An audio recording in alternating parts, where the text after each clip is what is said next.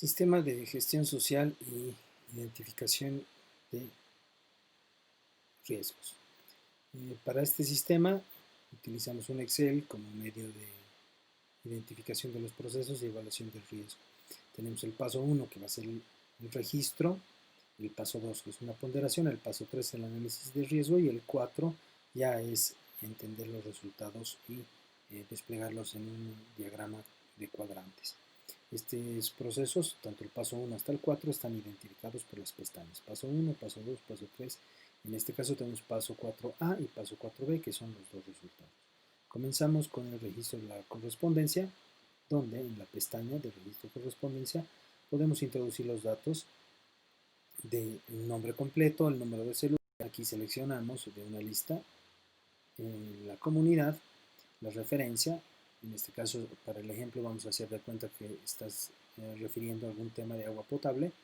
Aquí ponemos la fecha, por ejemplo, en este caso hemos seleccionado una fecha al 11, el 29 de noviembre, y visto que en la fecha que se está realizando este demo es el 29 de noviembre del 2009, podemos ver que calcula automáticamente los 365 días pasados, de manera de entender la fecha de el tiempo transcurrido en registro hasta que se da algún curso o alguna tarea en función de esto. Introducimos una observación y en este caso podemos decir que reclama agua potable para la plaza principal, sirve para los comunitarios de recibir agua potable y es bebible. Es algo importante en todo caso. En el sentido donde en las siguientes tres casillas tenemos una ponderación a la atención a la solicitud, donde tenemos que una atención es extrema, la otra es una actividad programada y otra es actividad de prevención. Todas estas casillas, estas tres, refieren a que la extrema se evalúa en 3 puntos, la programada en 2 y la de prevención en 1. Una actividad puede tener 3, 2 o 1, pero al menos, o podría tener ninguna, pero en este caso vamos a hacer de cuenta que tiene 3. Visto que he ingresado los datos aquí, cuando está vacío no toma el puntaje, cuando tiene algún contenido esta casilla asigna esos 2 puntos. En la columna de resumen podemos ver el resumen de la persona y el cargo y hace cuántos días se ha realizado y la ponderación que vamos a utilizar más adelante en la última columna. En este caso tenemos 3, se sumarían 1 punto por prevención, 2 puntos por programada y 3 puntos por extremo. Voy a eliminar este punto de programada y podemos ver que baja a 5 su ponderación. Esto se utiliza automáticamente más adelante, sin embargo, podemos pasar al paso 2, que es la ponderación de los stakeholders, y aquí podemos seleccionar de la correspondencia, de la lista desplegable, qué correspondencia estamos tratando de evaluar. En este caso voy a utilizar la 3. Y aquí la atención de la solicitud, una vez más, podemos identificar o cambiar en función a la evaluación actual. Es posible que el día de la recepción o registro haya tenido una ponderación diferente. En este caso podemos constatar de que teníamos la 3 y que tenía una actividad programada. Tanto prioritario como programado tienen el mismo valor. En este caso 5, correcto. Para este ejemplo vamos a tomar valores altos para ver cómo va a ir cambiando la evaluación del riesgo de bajo, medio, alto. La influencia de poder la definimos como baja y alta. Vamos a poner una influencia de poder alta.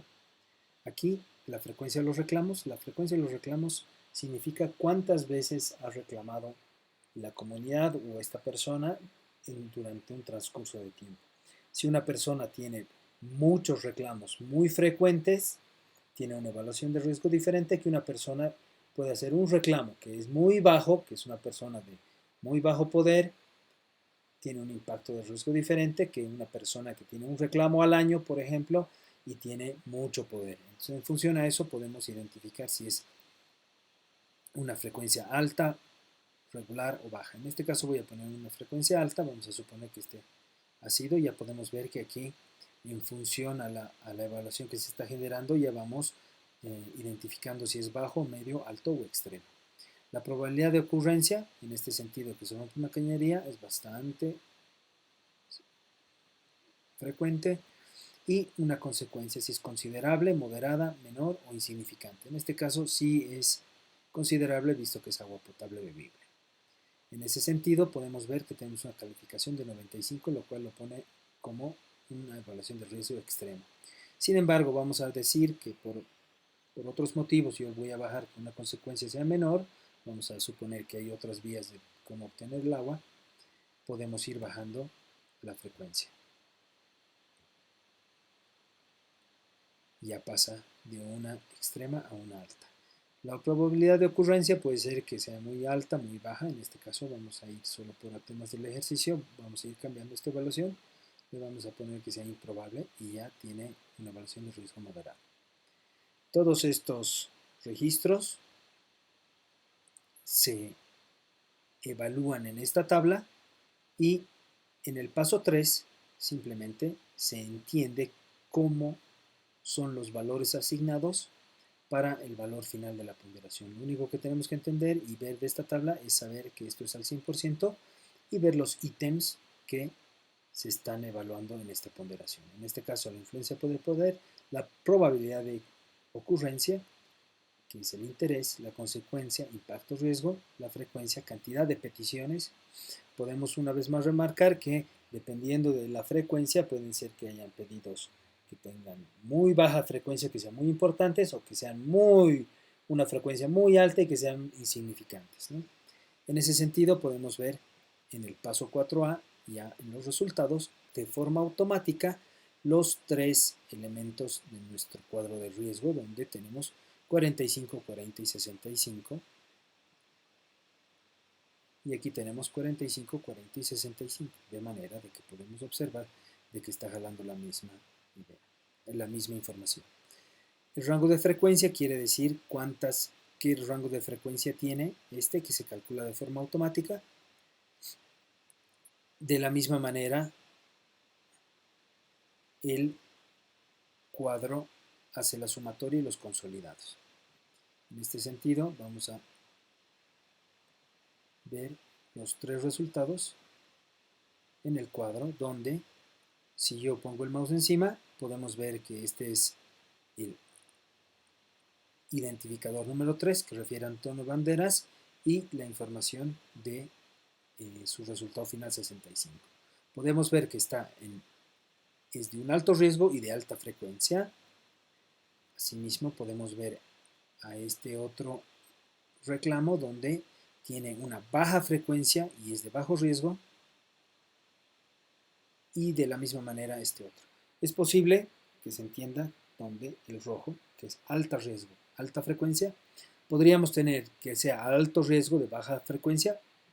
Podríamos dar varios ejemplos para simplemente entender que podría verse en este cuadro, y es, por ejemplo, que se rompe un puente, es algo de baja frecuencia, es algo que un reclamo no sería seguido, sería eventual, visto que estas infraestructuras son de larga duración en el tiempo, pero un reclamo, por ejemplo, por alguna ruptura de un puente podría ser de alto riesgo, pero que sucede muy pocas veces, o sea, de baja frecuencia.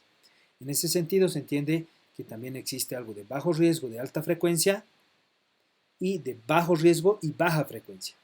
Como en el cuadro aquí abajo se identifica, tenemos este tipo de cuadro que identifica los riesgos, y nosotros podemos ver los puntos identificados. Este cuadro solo tiene 19 registros, visto que si ponemos aquí 100, 200 registros, sería un poco difícil de identificar cuál es cuál.